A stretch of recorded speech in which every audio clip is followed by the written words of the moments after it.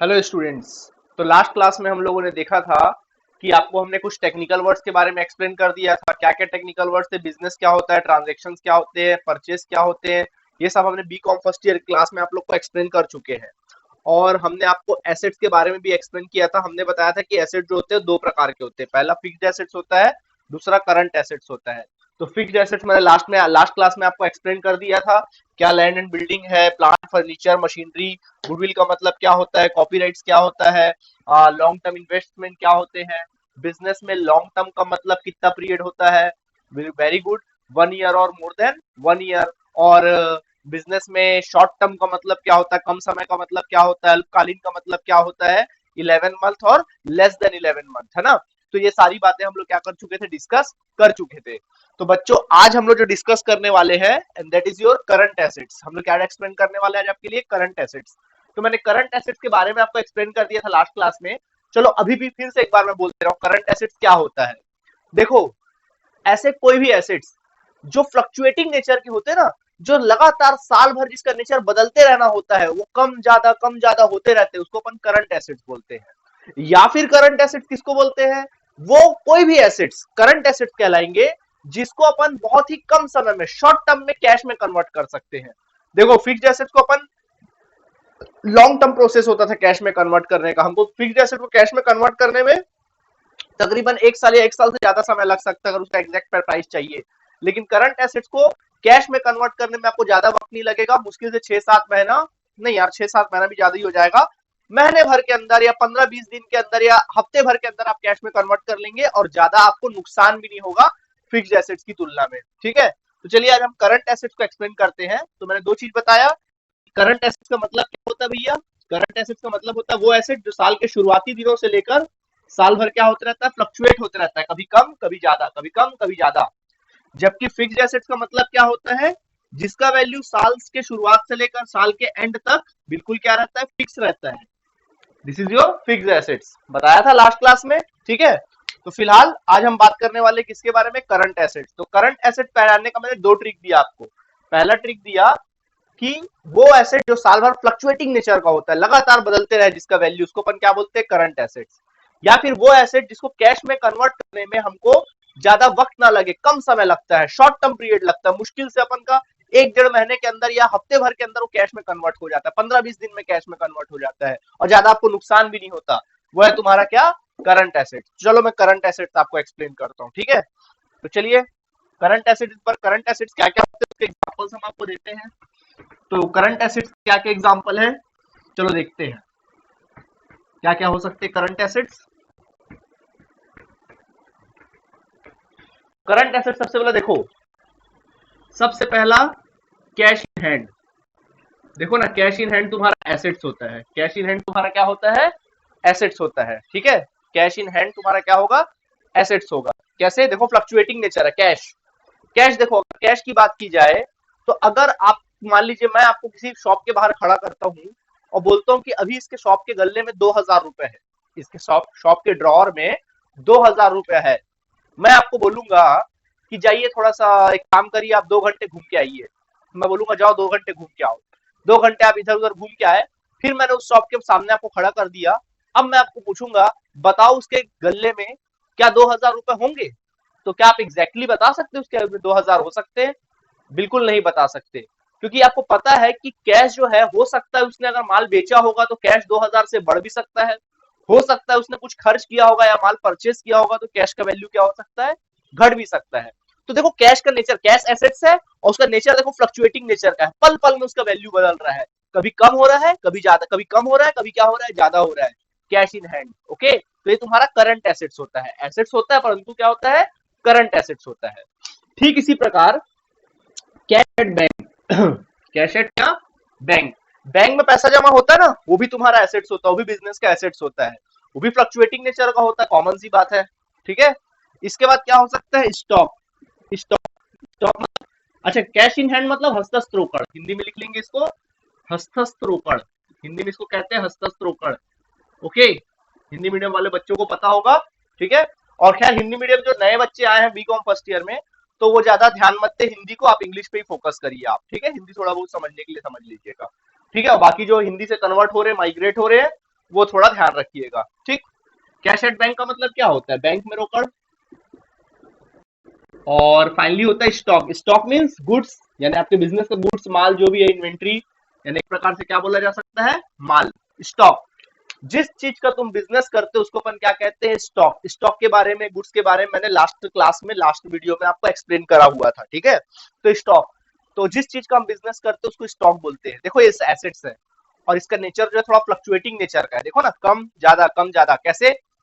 देखो अभी आप स्टॉक खरीदे, मान लो आपने 10,000 का माल खरीदा, ठीक। क्या साल भर में आप 10,000 का माल खरीदोगे? आप माल हर दिन खरीदते हो, हर सेकंड में माल खरीदते हो आप। तो आपने माल खरीदा, स्टॉक बढ़ गया। आपने माल बेचा, स्टॉक क्या हो गया, घट गया। फिर आपने माल खरीदा, फिर स्टॉक बढ़ गया। देखो ये जो प्रोसेस है साल भर चलते रहता है, यानी कि ये करंट है। क्या है ये? करंट एसेट्स है, फिक्स एसेट नहीं है, करंट एसेट्स है। ठीक इसी प्रकार अगला क्या होता है, डेटर्स। अगला होता है बच्चों क्या, डेटर्स, यानी कि देनदार। डेटर्स या क्या बोलते हैं, देनदार कहते हैं, ओके। डेटर्स या फिर क्या, देनदार। चलो इसको एक्सप्लेन करते हैं हम अच्छे से आपको, क्या होता है डेटर्स का मतलब। डेटर्स का मतलब क्या होता है, समझो अच्छे से। लोगों को क्या होता है, लोग एम कॉम करके निकल जाते हैं, लेकिन कभी भी डेटर्स का मतलब अच्छे से नहीं जान पाते। क्या होता है डेटर्स का मतलब, चलो हम आपको बताते हैं। मान लीजिए ये आप हो, यानी कि आप कौन हो, बिजनेस हो। एक कैरेक्टर में ढलना पड़ेगा।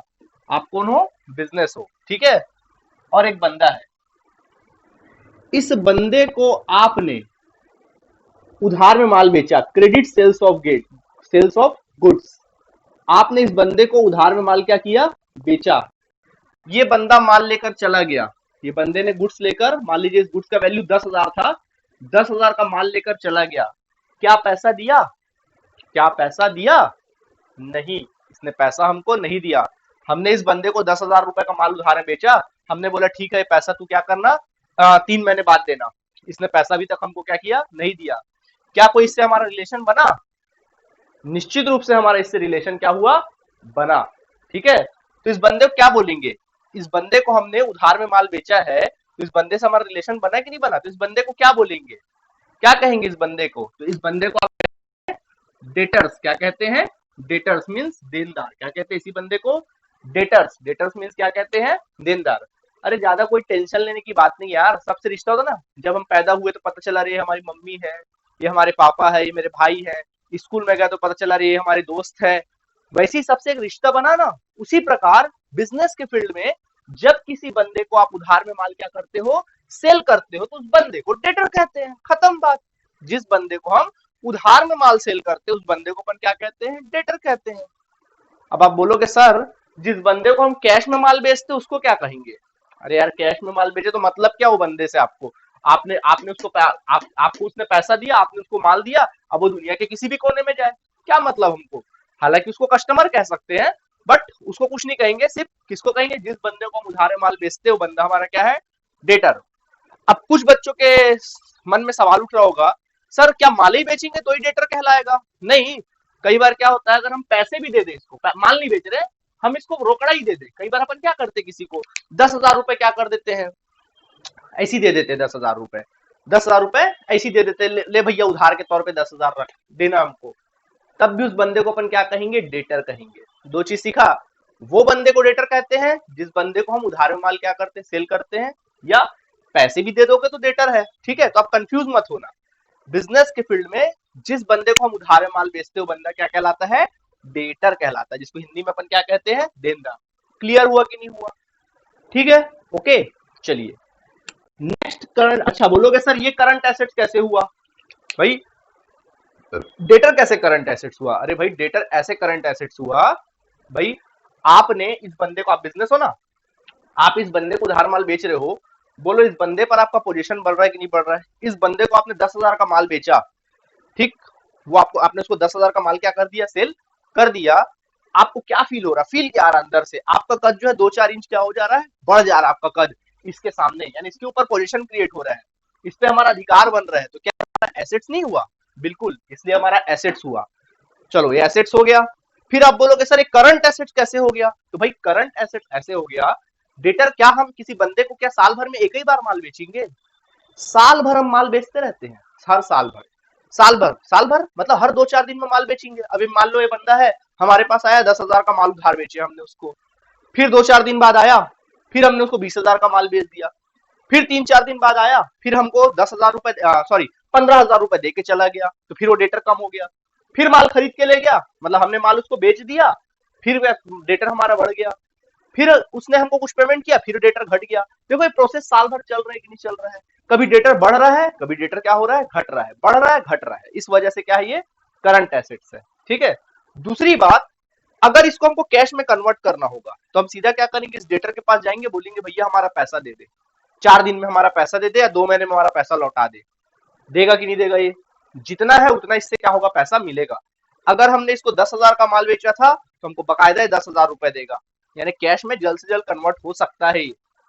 भले 15 दिन लगे, महीना भर लगे, लेकिन कैश में कन्वर्ट हो सकता है, हो जाएगा कैश में कन्वर्ट। ठीक है। तो डेटर क्लियर हुआ, डेटर का मतलब। ओके। अच्छा, नेक्स्ट होता है बच्चों बिल्स रिसेवेबल। अगला होता है क्या, बिल्स रिसेवेबल, जिसको हम लोग हिंदी मीडियम में बड़े प्यार से कहा करते थे प्राप्त विपत्र। ओके, इसको हम लोग क्या कहते थे, प्राप्त विपत्र। मींस बिल्स रिसेवेबल मींस क्या बोलते हैं, प्राप्त विपत्र। दिस इज योर प्राप्त विपत्र। क्या होता है सर ये प्राप्त विपत्र, सुनो। जिस बंदे को हम उधार माल बेचते हो, बंदा क्या कहलाता है सर, डेटर कहलाता है। ठीक है। देखो, इस बंदे को हमने 10,000 रुपए का माल उधार बेचा और हमने बोला भैया 2 महीने बाद तू पैसा देना, आफ्टर 2 मंथ बाद तू पैसा हमको क्या कर देना, दे देना। ठीक। 2 महीने बाद हम इसके पास पैसा लेने गए, हमने बोला भैया दे 10,000 रुपए हमारा। ये बंदा बोला, सीधा हमारे सामने गन रख दिया, या हमको डंडा दिखा रहा है, या बोल रहा आप कौन हो, क्या सबूत हो। अब हम बोले यार तू कैसे कर रहा, लड़ाई झगड़ा कर रहा है। तो ये बोला आसपास कोई था क्या।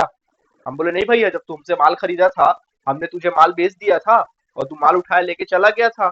हम तो बातचीत में बोले थे भाई 2 महीने बाद पैसा दे देगा, तू बोला था। अब हम तेरे पास आए हैं 2 महीने बाद पैसा लेने, अब ये तो हमको डरा धमका रहा है, क्या करें।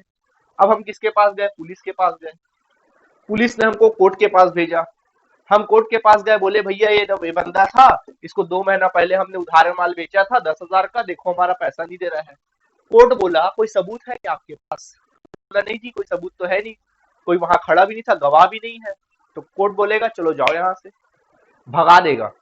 समझ में आया। तो ऐसे सिचुएशन में क्या करें, ऐसा भी तो सिचुएशन होता ना, कई बार ऐसे लोग भी हमारे बिजनेस में पाला पड़ जाते हैं जो पैसे वैसे लौटाते नहीं है। तो इनके साथ क्या किया जाए, क्या इनको माल उधार नहीं बेचा जाए। भाई कैसे पहचानेंगे भाई कौन अच्छा आदमी कौन बुरा आदमी। कोई अपने माथे पे लिख के तो नहीं रखता कि मैं अच्छा आदमी हूँ, मैं पैसा टाइम पे दे दूंगा, या मैं बुरा आदमी हूँ पैसा मैं नहीं दूंगा। तो ऐसा तो कोई पता नहीं चलता। तो क्या होता है बिजनेस के फील्ड में ना, जब कभी किसी बंदे को उधार माल बेचते हैं, तो हमने उधार माल बेच दिया, इसने बोला 2 महीने बाद पैसा क्या कर दूंगा, दे दूंगा। तो हम ऐसे नहीं बैठ जाएंगे, इस बंदे के नाम पे एक बिल लिखेंगे। क्या लिखेंगे, इस बंदे के नाम पे बिल। अच्छा बिल कौन लिखेगा, हम लिखेंगे, हमारी गरज है, लिखने की गरज किसकी है, हमारी। हम बोलेंगे बिल लिख के दे, वो थोड़ी ना लिखेगा। हम लिख के दे, हम लिखेंगे, हम इसके नाम से लिखेंगे बिल। हम बोलेंगे बिल लिख के दे भाई, कि मैं, मान लो इसका नाम मिस्टर ए है, बोलेगा मैं मिस्टर ए फलाने फलाने तारीख को आपका पैसा लौटाने का या 2 महीने बाद लौटाने का वादा करता हूँ, प्रॉमिस करता हूँ, ये लिखेगा। हम बोलेंगे अपने नाम पे लिख के दे, साइन करके दे, तो ये लिखेगा क्या, हाँ कल लिखूंगा परसों लिखूंगा। यानी गरज लिखने की इसकी नहीं है, गरज किसकी है, हमारी है। तो हम इसके नाम से, मिस्टर ए के नाम से हम बिल लिखेंगे। ठीक है, बस हम बिल लिखेंगे इसके नाम से, हम ये बिल इसके पास भेजेंगे, बोलेंगे भैया देख तेरे नाम पे बिल लिख दिए हैं, इस बिल में लिखा है, इस बिल में लिखा है कि मैं मिस्टर ए, इस बिल में लिखा है कि मैं मिस्टर ए आपका पैसा 2 महीने बाद लौटाने का प्रॉमिस प्रॉमिस करता हूँ। ये बिल में क्या करेगा, इस बिल पे जैसे भेजेंगे, इस बिल पे क्या करेगा मिस्टर अपना साइन करेगा, एक्सेप्टेंस देगा, फिर हमको बिल वापस क्या कर देगा, लौटा देगा। बिल हमारे पास देखो आ गया, बिल हमने लिखा, बिल साइन करके बिल वापस हमारे पास क्या हो गया, वापिस आ गया। ठीक है, इस बिल को हम कहते हैं बच्चों बिल्स रिसेवेबल। क्या कहेंगे इसको हम लोग, बिल्स रिसेवेबल मीन्स प्राप्य विपत्र कहते हैं। क्या कहते हैं, प्राप्य विपत्र। तो क्या सीखा हम लोगों ने, हमने सीखा कि जिस बंदे को हम क्रेडिट सेल्स करते हैं, क्या करते हैं, क्रेडिट सेल्स करते हैं, वो बंदा हमारा बन जाता है डेटर। वो बंदा हमारा बन जाता है क्या, डेटर्स। और जब यही बंदा हमको लिख कर दे देता है, राइटिंग में दे देता है, तो उसको हम लोग क्या कहते हैं, बिल्स रिसेवेबल। क्या कहते हैं, बिल्स रिसेवेबल मीन्स प्राप्य पत्र। क्लियर हुआ कि नहीं हुआ अच्छे से। ठीक है, तो ये हमारा कॉन्सेप्ट है किसका, डेटर एंड बिल्स रिसीवेबल का। तो ये भी करंट, डेटर भी करंट एसेट्स है और बिल्स भी रिसीवेबल भी करंट एसेट्स है। बिल्स रिसीवेबल कैसे करंट एसेट्स हुआ, भाई आपके पास है ना बिल, आपने बिल इसके नाम पे लिखा, इसने साइन किया और बिल आपके पास है, अधिकार की भावना उत्पन्न हो रही कि नहीं हो रही आपके अंदर में, कि भाई सामने वाले ने हमारे हाथ में बिल रखा है, देखो भाई 10,000 का बिल है, 2 महीने बाद उस बंदे के पास जाके अपन पैसा क्या कर लेंगे, ले लेंगे। ठीक है, तो इस तरह से कोई दिक्कत है आप लोगों को, ठीक। तो हमने डेटर और बिल्स रिसीवेबल क्या कर दिया, आपको एक्सप्लेन कर दिया। ठीक है, अब बात आती है, अगला टॉपिक देखते हैं क्या होता है, इसके बाद और क्या करंट एसेट्स होते हैं देखेंगे, लिख लेंगे इसको कॉपी में, आप लोग कॉपी में साथ साथ नोट करते। ओके, चलिए नेक्स्ट। तो ये हो गया बिल्स रिसीवेबल, प्राप्ति पत्र। हाँ, आजकल क्या हो गया मालूम है, आजकल नेट सिस्टम में डेटर एंड बिल्स रिसीवेबल को एक वर्ड में बोला जाता है, दोनों को प्लस करके बोला जाता है, and that is your trade receivable. क्या कहते हैं इसको अपन लोग, ट्रेड रिसीवेबल कहते हैं इसको हम लोग, क्या कहेंगे इसको, ट्रेड रिसीवेबल। एक नया वर्ड है और वो है तुम्हारा क्या, ट्रेड रिसीवेबल, जिसको हिंदी में कहते हैं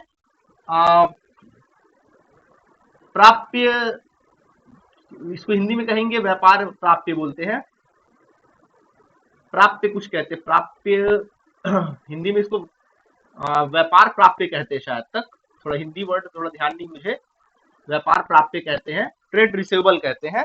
खैर, अब तो आप लोगों के बुक में हिंदी इंग्लिश दोनों में दिया रहेगा, तो कोई डरने वाली बात है नहीं है, वैसे भी आप लोग तो इंग्लिश में मतलब माइग्रेट हो रहे हो, ध्यान रखना ट्रेड रिसीवेबल का ही ध्यान रखना। ठीक है, थोड़ा सा बीच में अचानक याद आएगा तो बताऊंगा, वैसे प्राप्य व्यापार प्राप्य भी कह सकते हैं, बाकी बीच में मैं अचानक सडनली याद आएगा मैं बताऊंगा आपको इसके बारे में, ट्रेड रिसीवेबल। ठीक है, चलिए, तो cash in hand current assets है, cash at bank, stock, debtor, bills receivable एक करंट एसेट्स है, बिकॉज ऑफ इसकी वैल्यू साल भर फ्लक्चुएट होती रहती है, या इनको कैश में कन्वर्ट करना बहुत आसान होता है और जल्द से जल्द कैश में कन्वर्ट हो जाते हैं। ठीक है, ओके, नेक्स्ट अगला क्या हो सकता है इसमें, अगला अगला अगला क्या हो सकता है, शॉर्ट टर्म इन्वेस्टमेंट। तो इन्वेस्टमेंट का मतलब मैंने आपको एक्सप्लेन कर दिया था, वही होगा शॉर्ट टर्म इन्वेस्टमेंट का मतलब, बट इसमें क्या कहेंगे इसको, अल्पकालीन ऋण, सॉरी अल्पकालीन विनियोग, क्या कहेंगे इसको हिंदी में, अल्पकालीन विनियोग, कम समय का विनियोग, यानी ऐसा इन्वेस्टमेंट जिसका टाइमिंग 11 महीने या 11 महीने से कम समय के लिए आपने पैसा मार्केट में इन्वेस्ट किया है, तो आपका क्या कहलाएगा, ये शॉर्ट टर्म इन्वेस्टमेंट कहलाएगा। ठीक है, इसी तरह और क्या होता है, प्रीपेड एक्सपेंसेस। क्या होता है, प्रीपेड एक्सपेंसेस मींस पूर्वदत्त व्यय, पूर्वदत्त व्यय, ये भी तुम्हारा करंट एसेट्स होता है। बोलोगे सर ये क्या होता है, इसके बारे में अलग से क्लास लेके मैं एक्सप्लेन करूंगा, जब आपको जर्नल एंट्री सिखाऊंगा ना तब इसको अलग से अच्छे से समझाऊंगा, पूरा अलग क्लास से समझाऊंगा। ठीक है, तो अभी फिलहाल इसको लिख के रख लो, ध्यान रखिएगा। प्रीपेड एक्सपेंसेस हो गया, इसी के अलावा accrued, accrued income, accrued income का मतलब होता है अनरिसीव्ड इनकम, अनरिसीव्ड इनकम यानी ऐसा इनकम जो अभी तक रिसीव्ड नहीं हुआ है, काम हमने कर दिया है बट पैसा अभी तक नहीं मिला है, इसको हिंदी में कहते हैं उपार्जित आय। क्या कहेंगे इसको, उपार्जित आय, या फिर इसको कहा जाता है अप्राप्त आय, यानी ऐसा आय जो अभी तक अप्राप्त नहीं हुआ है। इसके बारे में भी हम आपको अलग से क्या करेंगे, एक्सप्लेन करेंगे, अभी हम आपको एक्सप्लेन नहीं करेंगे। ठीक है, तो ये हो गया। तो बच्चों ये कुछ करंट एसेट्स के उदाहरण थे, तो हमने आपको फिक्स्ड एसेट भी अच्छे से एक्सप्लेन कर दिया, करंट एसेट भी एक्सप्लेन कर लिया, उम्मीद है आपको समझ में आ गया होगा। ठीक है, अब हम जाने वाले हैं वो नेक्स्ट टॉपिक है लायबिलिटीज के बारे में सीखने वाले। फिक्स्ड एसेट्स क्लियर हो गया, करंट एसेट भी क्लियर हो गया। ठीक है, अब हम जो जाएंगे किस पे जाएंगे, लायबिलिटीज के बारे में जाएंगे। चलिए लायबिलिटीज सीखते हैं अपन लोग, इसको लिख लेंगे। तो लायबिलिटीज देखते हैं अपन लोग।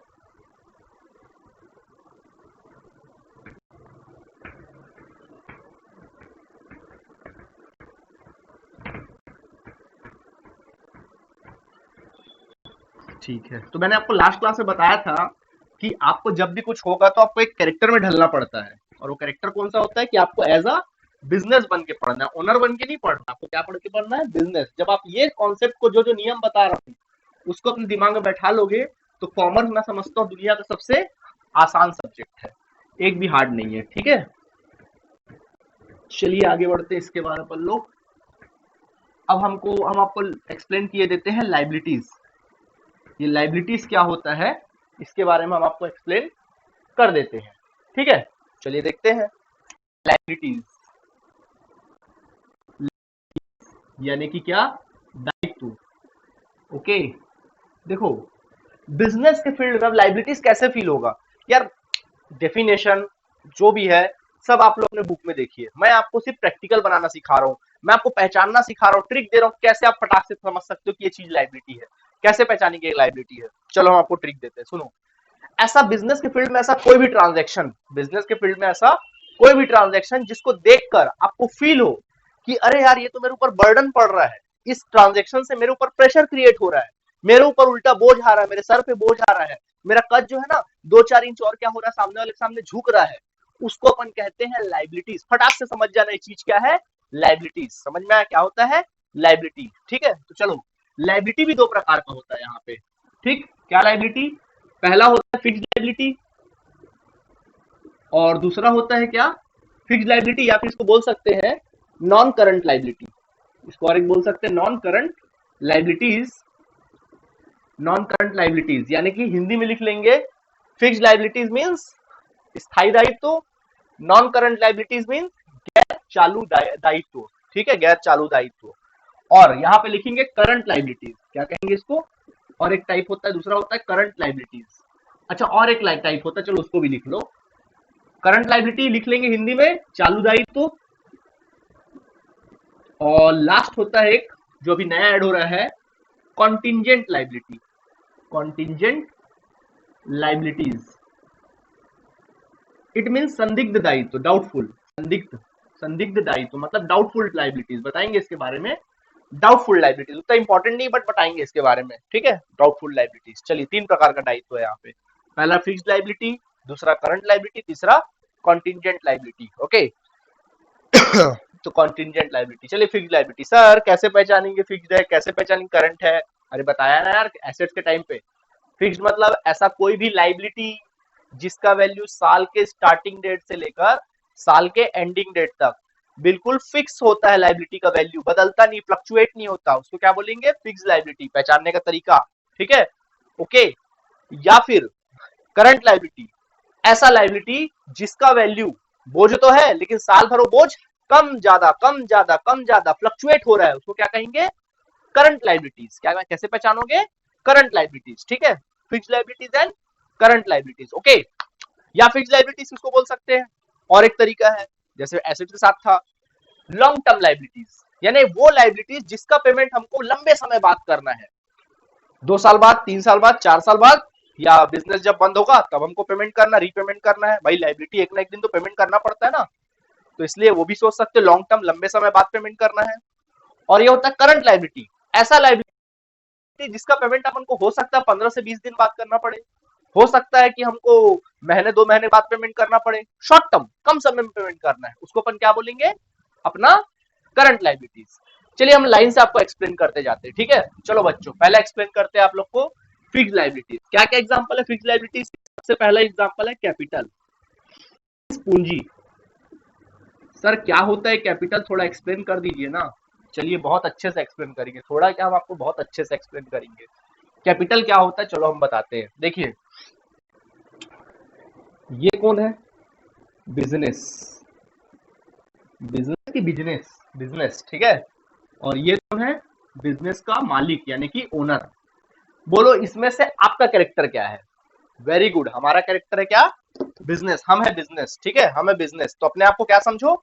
बिजनेस। ठीक है, आप फील करो कि मैं बिजनेस हूं, ये मेरा मालिक है, ये सोचो। ठीक, देखिए, बिजनेस का मालिक अपने जेब से जो कुछ भी बिजनेस में लगाता है उसको अपन कहते हैं कैपिटल।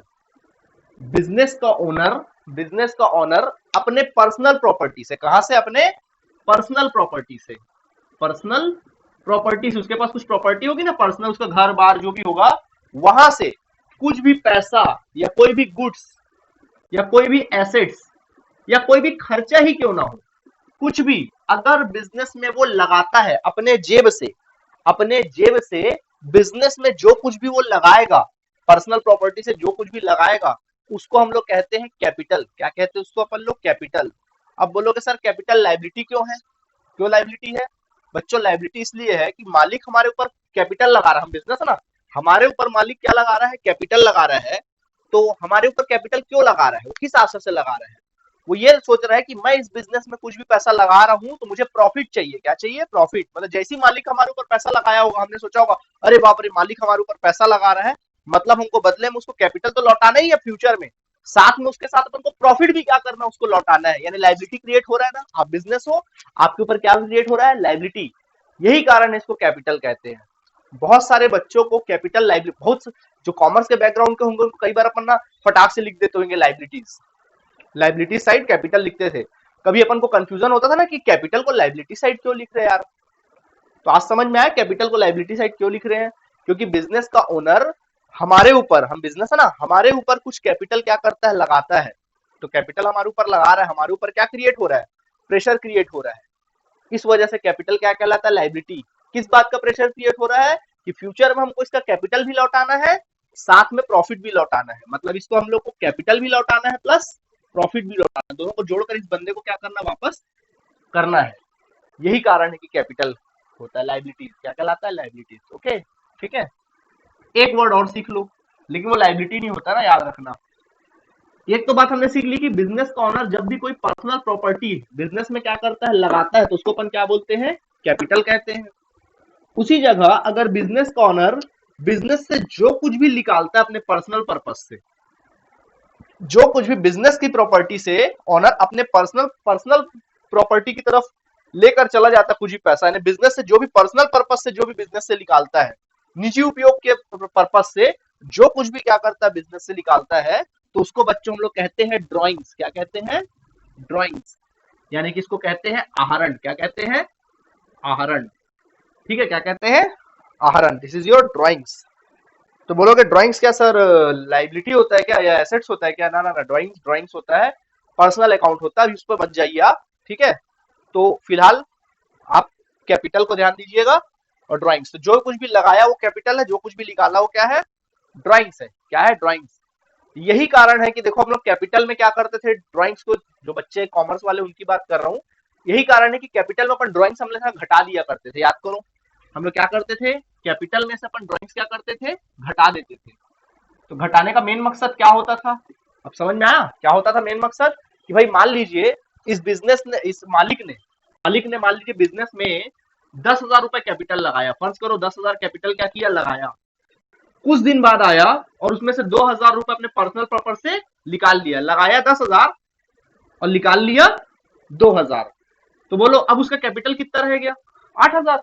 हम बोलेंगे ना भाई, देख भाई तू मेरे पास, जैसे मान लीजिए आप बिजनेस हो, मैं ऑनर हूं, मैं आया 10,000 आपको देकर गया, ठीक, मेरा कैपिटल है, आप बिजनेस हो, मैं ऑनर हूं, मैंने आपको 10,000 रुपए दिया, अभी कितना पैसा, 10,000। अब मैं आया एक दिन और सीधा 2,000 रुपए निकाल के आपके पास से क्या हो गया, चला गया, तो आप क्या बोलोगे, आप कहोगे सर आपका 8,000 बचा है मेरे पास, क्योंकि 10,000 आपने दिया था, 2,000 आप ले गए थे। बिल्कुल वही कारण है कि ड्राइंग्स में हम क्या करते हैं, घटाया जाता है। तो क्लियर हो गया अच्छे से कैपिटल का कॉन्सेप्ट, कैपिटल को लाइबिलिटीज क्यों कहते हैं। अब फिक्स लाइबिलिटीज क्यों कहते हैं, वो इसलिए कहते हैं क्योंकि एक बार बिजनेस में जब कैपिटल लगाया जाता है तो कैपिटल वापस कब लिया जाता है, कब लिया जाता है कैपिटल वापस, जब बिजनेस बंद होता है, यानी कि काफी लंबा समय। और बिजनेस तो भैया कभी भी चल सकता है, 100-200 साल तक भी बिजनेस चल सकता है, या 20-25 साल भी बिजनेस चल सकता है, उसका तो कोई पता है नहीं। ठीक है, अब कुछ बच्चों के मन में डाउट उठ रहा होगा, बोलोगे सर बिजनेस तो कई बार ऐसा भी होता है हम चालू किया 2 महीने बाद बंद हो गया। ठीक है, लेकिन पहले से अपन को पता था क्या कि 2 महीने बाद बंद होगा, वो तो हमने ये सोच के चालू किया था ना कि भाई वो अनंत काल चलेगा, जब तक चल जाए तब तक चल जाए। ठीक है, तो इसलिए कैपिटल को हमेशा लॉन्ग टर्म ही माना जाता है, फिक्स्ड माना जाता है। ओके, कभी करंट नहीं माना जाता।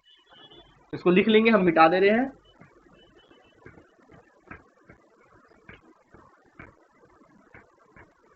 इसी तरह से अगला लाइबिलिटी क्या होता है, चलो देखते हैं।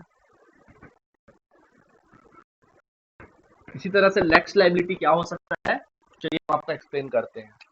अगला लाइबिलिटी होता है बच्चों long term loan. Long term loan बोल लो या फिर लोन बोल लो, लोन मतलब दीर्घकालीन ऋण। लोन तो सभी समझते होंगे, हम लोग लोन लेते ना, लंबे समय का लोन, या लोन हमने 1 साल या 1 साल, 1 साल से 2 साल 3 साल, या 1 साल या 1 साल से अधिक समय पर चुकाना है हमको, पेमेंट करना, रीपेमेंट जो इसका लोन का करना है वो अपन को काफी लंबे समय बाद करना है, इस वजह से इसको लॉन्ग टर्म कहा जाता है। लोन है, बोझ तो बढ़ रहा है भाई, हम बिजनेस है, हमने बिजनेस के लिए किसी भी आउटसाइडर से हमने लोन लिया तो हमारे लिए क्या है, लोन है। ओके ओके, उसी तरह से बैंक लोन, बैंक से अगर आप लोन लोगे लंबे समय के लिए, लॉन्ग टर्म के लिए, तो बैंक लोन भी आपका क्या कहलाएगा, बैंक ऋण आपका कहलाएगा क्या, लोन कहलाएगा। एंड लोन फ्रॉम अदर्स भी बोल सकते हैं, वही एक ही चीज है, लोन फ्रॉम अदर्स एक ही चीज है, सब एक ही चीज है, तीनों एक ही चीज है। लोन फ्रॉम अदर्स, किसी अदर पर्सन से आपने लोन लिया हुआ है, अन्य लोगों से ऋण, अन्य लोगों से ऋण या अन्य अन्यों से ऋण, तो ये क्या कहलाएगा तुम्हारा, long loan from others. Okay, ये हो जाएगा अदर्स। तो खैर ये हुआ तुम्हारा क्या, ये तुम्हारा क्या हुआ, लॉन्ग टर्म लोन यानी long term current liability, long term others. Okay, ये हो गया।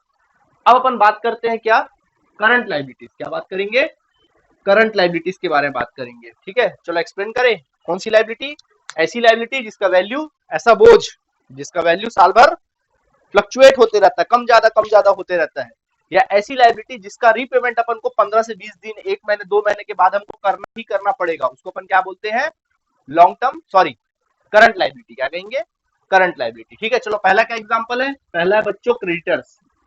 फर्स्ट इसका है कैटेगरी क्रेडिटर्स, मींस लेनदार। जैसे वहां पे देनदार था ना एसेट्स के समय में, वैसी लेनदार। क्या होता है सर लेनदार, चलिए एक्सप्लेन करते हैं। देखिए ये आप हो, बिजनेस ये आप हो, और एक पर्सन है, एक बंदा है। ठीक, ओके। जिस प्रकार किसी बंदे को हम माल बेचते हैं उधार में, क्या खरीदते नहीं होंगे, कहीं से खरीदते होंगे तभी तो बेचते होंगे, बस वही कहानी यहाँ पे। इस बंदे से हमने माल खरीदा, वो भी कैसे खरीदा मालूम है, क्रेडिट परचेस किया। कैसे परचेस किया, क्रेडिट परचेस ऑफ गुड्स, यानी कि उधार में माल खरीदा। कैसे माल खरीदा, क्रेडिट मींस उधार, हमने उधार में माल क्या किया, इस बंदे से परचेस किया, खरीदा। क्या पैसा दिया, नहीं सर जी, पैसा तो हमने दिया नहीं। तो क्या इससे रिलेशन बना, बिल्कुल। इस बंदे को हम कहेंगे क्रेडिटर। यानी क्या सीखा हम लोगों ने, जिस बंदे से हम उधार में माल खरीदते हैं, बेचते नहीं है, खरीदते हैं, वो बंदा हमारा क्रेडिटर कहलाता है, मींस लेनदार कहलाता है। क्या कहलाता है, लेनदार। रिलेशन बताया था, जैसे मम्मी पापा भाई बहन दोस्त यार सब होते ना, ठीक उसी प्रकार जिस बंदे से, बिजनेस की फील्ड में जिस पर्सन से हम उधार में माल खरीदते हैं, वो बंदा हमारा क्या कहलाता है, क्रेडिटर कहलाता है। क्या कहलाता है, क्रेडिटर्स। ओके, क्रेडिटर्स कहलाता है। ठीक, ओके। खरीद लिए, क्या पैसा दिए, नहीं, क्रेडिटर्स कहलाया। बोलो किसके ऊपर बोझ बढ़ रहा है इस बार, आपने 10,000 का माल खरीद लिया, पैसा नहीं दिया, बोझ किसके ऊपर पड़ रहा, फील क्या हो रहा आपको अंदर से, अरे बाप रे, उसको पैसा अपन को क्या करना पड़ेगा, देना पड़ेगा। मतलब क्या हो रहा है, खर्चा फील हो रहा है, मतलब सॉरी, हमारे ऊपर प्रेशर क्रिएट हो रहा है। इस वजह से हमारा क्या है, लाइबिलिटी है। क्या है, लाइबिलिटी। ओके, लाइबिलिटी है। करंट क्यों है, करंट सर इसलिए है क्योंकि इसका वैल्यू साल भर फ्लक्चुएट होगा। क्यों फ्लक्चुएट होगा, भाई इस बंदे से क्या हम एक ही बार माल खरीदेंगे, माल तो अपन रोज भी खरीद सकते हैं, हर 2-4 दिन में भी खरीद सकते हैं, या 2-4 महीनों में भी खरीद सकते हैं, साल भर वो प्रोसेस तो चलता रहता है, माल खरीदना पेमेंट करना, माल खरीदना पेमेंट करना चलते रहता है। इस वजह से इसको क्या बोलते हैं, क्रेडिटर। अब डाउट क्लियर हो गया। तो अब कभी भी कोई बोलेगा डेटर क्या है, देनदार क्या है, तो ये मत बोला जो हमको पैसा देगा वो हमारा देनदार, लेनदार, उसमें बच्चे कंफ्यूज रहते हैं। सीधा बोलो, डेटर किसको बोलते हैं, जिस बंदे को उधार माल बेचे वो हमारा बंदा डेटर है। क्रेडिटर किसको बोलते हैं, जिस बंदे से हमने उधार माल खरीदा वो हमारा क्रेडिटर है, दैट्स इट। जिससे खरीदते हो क्रेडिटर, जिसको बेचते हो डेटर। अब तो कंफ्यूजन कोई सवाल ही नहीं उठता, वो देगा लेगा ये सब सोचने की जरूरत नहीं है, छोड़ो उसको, सीधा क्या करो, जिस बंदे से हमने उधार माल खरीदा वो हमारा क्या है, क्रेडिटर्स है। क्या है वो हमारा, क्रेडिटर्स। ओके, एक और वर्ड आता है, एक और है बिल्स पेबल। जिस प्रकार वहां पे बिल्स रिसीवेबल होता था ना एसेट्स में, वैसे यहाँ होता है बिल्स पेबल। मतलब क्या होता है बिल्स पेबल, सुनो, इस बंदे से हमने उधार माल खरीदा, क्या पैसा दिया, बोलो इस बार लिखने की गरज किसकी है, अच्छा साइन करने की गरज, साइन तो हमें को करना पड़ेगा, लेकिन लिखेगा कौन, हम थोड़ी ना लिखेंगे, वो लिख के बिल हमको देगा। इस बार लिख कर देगा, ये हमको लिखकर बिल क्या करेगा, देगा। हमारा काम क्या है, इस बिल पे साइन करना, मतलब एक्सेप्टेंस देना। इस बार हम एक्सेप्टेंस दे रहे हैं, अब बिल हमारे पास से क्या हो रहा है, देखो जा रहा है, हम बिल दे रहे हैं। इस वजह से इसको कहते हैं बिल्स पेबल। क्या है, बिल्स पेबल, यानी ऐसा बिल्स जिसको हमको पेबल है, हमको पे करना पड़ेगा। पेबल मतलब पेबल मीन्स पे करना पड़ेगा, ठीक है, पे करना पड़ेगा। इस वजह से इसको बिल्स पेबल कहते हैं, मीन्स देय पत्र। ये भी एक तरह का लाइबिलिटी है। क्या, ये भी एक तरह का लाइबिलिटी। ओके, ठीक है, लिख लेंगे तो आपको अच्छे से एक्सप्लेन हो गया होगा क्रेडिटर क्या होता है, अच्छे से आपके दिमाग में बैठ गया होगा बिल्स पेबल क्या होता है। यहां तक कोई परेशानी है, ओके, आगे बढ़ते हैं। इसको लिख लेंगे आप सभी, साइड में अपने कॉपी में लिखते चले जाएंगे टॉपिक डाल के। Okay, next creditors and bills payable. अब बात आती है किसकी, नेक्स्ट लायबिलिटी। अच्छा, ये दोनों को मिला के मालूम एक और वर्ड आता है, क्या बोलते हैं इसको, दोनों को मिला के जिस प्रकार वहां ट्रेड रिसीवेबल होता था ना, आजकल दोनों को जोड़कर क्या बोला जाता है, ट्रेड पेबल। जब भी ट्रेड पेबल बोले आप फट से समझ जाइएगा ये दोनों उसमें शामिल है, दोनों इंक्लूडेड है। यानी व्यापार दे, क्या कहेंगे इसको, व्यापार दे, हिंदी में इसको कहते हैं व्यापार दे। ठीक है, चलिए next, short term loan. Short term loan, कम समय का लोन, यानी कि अल्पकालीन ऋण, क्या कहेंगे, अल्पकालीन ऋण। ऐसा लोन, ऐसा लोन जो आपने 11 महीने या 11 महीने से कम समय के लिए लिया है, उसको अपन कहेंगे short term loan, current liability कहलाएगा। ओके, इसी तरीके से और कौन सा लायबिलिटी हो सकता है, जैसे कि outstanding liability, outstanding expenses, sorry, यानी अदत व्यय। सर जी ये होता क्या है, हम बाद में एक्सप्लेन करेंगे, अभी नहीं। इसके बारे में मैंने बोला था ना, प्रीपेड एक्सपेंसेस, एक्रूड इनकम, वैसे इसको ही बाद में एक्सप्लेन करूंगा, अभी नहीं, इसके बारे में अलग से क्लास लेंगे। आउटस्टैंडिंग एक्सपेंसेस, और एक होता है अनएक्रूड इनकम। अनएक्रूड इनकम, अनएक्रूड इनकम यानी ऐसा इनकम, यानी एडवांस इनकम, यानी ऐसा इनकम काम नहीं किए बट पैसा क्या हो गया, हमको पहले से मिल गया है। हिंदी में इसको कहते हैं अनुपार्जित आय, अनुपार्जित आय, या फिर इसको कहा जा सकता है अग्रिम आय, इसको कहेंगे अग्रिम आय। ठीक है, तो ये हो गया तुम्हारा करंट एसेट्स। तो बच्चों देखो, हमने अकाउंट्स के बारे में आपको काफी हद तक क्या कर दिया, जो बेसिक कॉन्सेप्ट होता है हमने क्लियर कर दिया। हमने पिछले वाले वीडियो में आपको एक्सप्लेन किया था किस प्रकार अकाउंट्स के जो कुछ इंपॉर्टेंट जो वर्ड्स होते हैं, टेक्निकल वर्ड्स होते हैं, बिजनेस क्या होता है, ट्रांजैक्शंस क्या होते हैं, क्रय परचेस क्या होता है, डिस्काउंट क्या होता है, अकाउंट्स क्या होते हैं, लेजर क्या होते हैं, जो जो छोटे छोटे कॉन्सेप्ट थे, जो वर्ड थे, ये सब चीजें क्या होती, सारी बातें हमने क्या कर दिया था, बैड डेब्ट्स क्या होते हैं, इंसॉल्वेंट क्या होता है, सारी बातें हमने एक्सप्लेन कर दिया था। उसके बाद हमने आपको एक्सप्लेन किया कि एसेट्स क्या होता है, तो हमने जाना कि एसेट्स के दो प्रकार होते हैं, फिक्स्ड एसेट्स और करंट एसेट्स। फिक्स्ड क्या क्या है, करंट एसेट्स क्या है, वो आपके दिमाग में बैठ गया। फिर हमने लायबिलिटीज के बारे में जाना कि भाई लायबिलिटीज क्या क्या होती है, फिक्स्ड लायबिलिटीज, करंट लायबिलिटीज कैसे पहचानोगे, उसका भी ट्रिक हमने क्या कर दिया, आपको बता दिया। तो अभी तक के क्लास में हमारा टोटल जो कॉन्सेप्ट है अकाउंट से रिलेटेड, वो तकरीबन क्या हुआ, हमारा कंप्लीट हो गया। बाकी जो जैसे जैसे वक्त आएगा वैसे वैसे एक्सप्लेन करेंगे, इसके बाद हम लोग प्रैक्टिकल बनाना बहुत अच्छे से स्टार्ट कर सकते हैं। तो बच्चों कल के क्लास में हम लोग ना प्रैक्टिकल बनाना स्टार्ट कर देंगे, मतलब हम लोग कल अकाउंट्स के बारे में सीखेंगे, जर्नल एंट्री किस प्रकार करते हैं, किस प्रकार जर्नल एंट्री की जाएगी, मतलब आपका प्रैक्टिकल के पोर्शन में एंट्री करना स्टार्ट हो जा रहा है, तो इसको अच्छे से दिमाग बैठा लो, तभी वहां पे वो बातें समझ में आएंगी। डबल एंट्री सिस्टम कैसे काम करता है, जर्नल एंट्री कैसे बनाना है, रूल्स क्या क्या है। जो कॉमर्स वाले बैकग्राउंड होंगे तो जान भी रहे होंगे, जिनको नहीं आता, जो नए बच्चे हैं उनके लिए भी बिल्कुल कल से हम लोग प्रैक्टिकल स्टार्ट करेंगे, तो वो क्लास को आपको मिस नहीं करना है। ठीक है, तो आज के लिए इतना काफी है, इसको अच्छे से लिख लीजिए, नोट करेंगे, घर में पढ़ेंगे। थैंक यू बच्चों।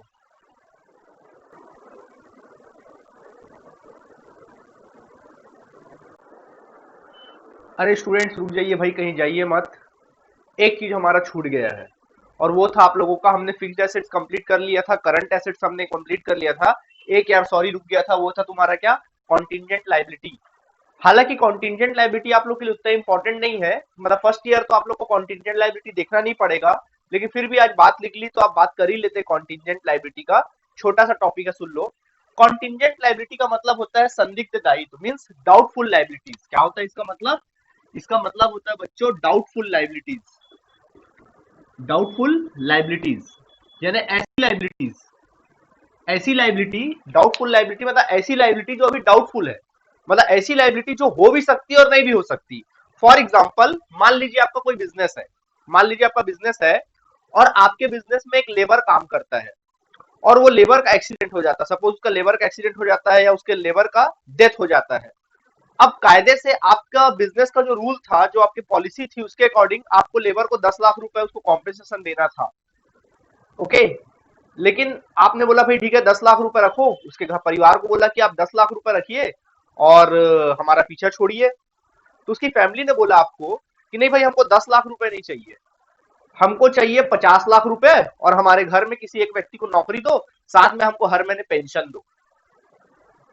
आपने बोला नहीं, ये तो नहीं हो सकता। ठीक है, हमने बोला, आपने बोला भाई 10 लाख रुपए रखना है तो रखो, आप 50 लाख रुपए नौकरी और पेंशन तो आप भूल जाइए। आपने ऐसा कहा उससे, उसने बोला ठीक है, उसने आपके ऊपर क्या कर दिया, केस कर दिया। अब केस जो है कोर्ट में चल रहा है।